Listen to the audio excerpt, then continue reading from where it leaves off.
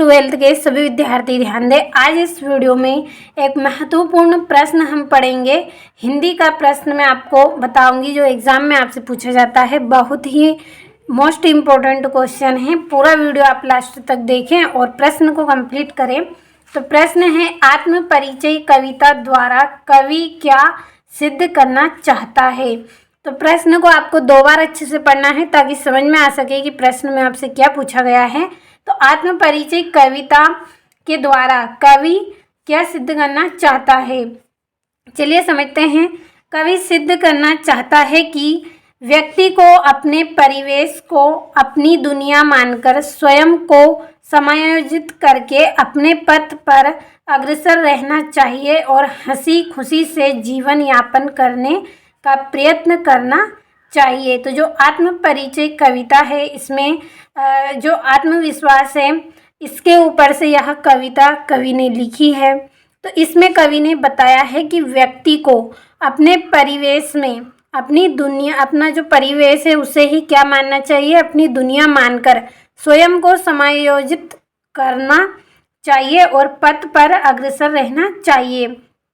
परिवेश यानी कि जो देखिए जो रहन सहन है उसका, जो उसके जीवन में जो भी सफलताएं हैं असफलताएं हैं, ये इस तरह से सब क्या है, उसका एक परिवेश है। तो इस परिवेश को उसे क्या करना चाहिए, इसे अपनी दुनिया मान लेना चाहिए और इसे संयोजित करके, यानी कि जो भी इसमें दुख तकलीफ़ें हैं, सुख है, जो भी है, इन सबको संयोजित करके, शामिल करके क्या करें, स्वयं को समायोजित करके अपने पथ पर अग्रसर करें। अब पथ यानी कि रास्ता है, अग्रसर यानी कि आगे बढ़ता रहना चाहिए और हंसी खुशी से जीवन यापन करने का प्रयत्न करना चाहिए।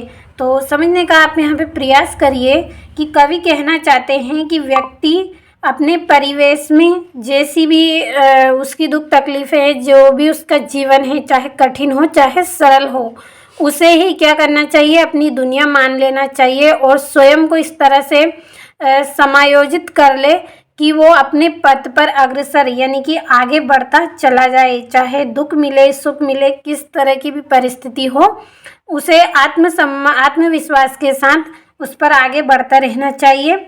इसी तरह से उसका जो जीवन है वो हंसी खुशी से व्यापन कर सकेगा, इस तरह का उसे प्रयास करना चाहिए। तो समझ में आया होगा आपको कि इस प्रश्न के माध्यम से मैं आपको यहाँ पे क्या समझाने का प्रयास कर रही हूँ कि हमारा जो जीवन है वो चाहे कष्टों से घिरा हो चाहे सुख से, जैसी भी हमारी परिस्थिति है उसे हमें अपनी दुनिया मानकर हमें धीरे धीरे आगे आगे रास्ते पर बढ़ता रहना चाहिए। अपना आत्मविश्वास है उसे खोना नहीं चाहिए, आत्मविश्वास के साथ हमें आगे बढ़ते रहना चाहिए।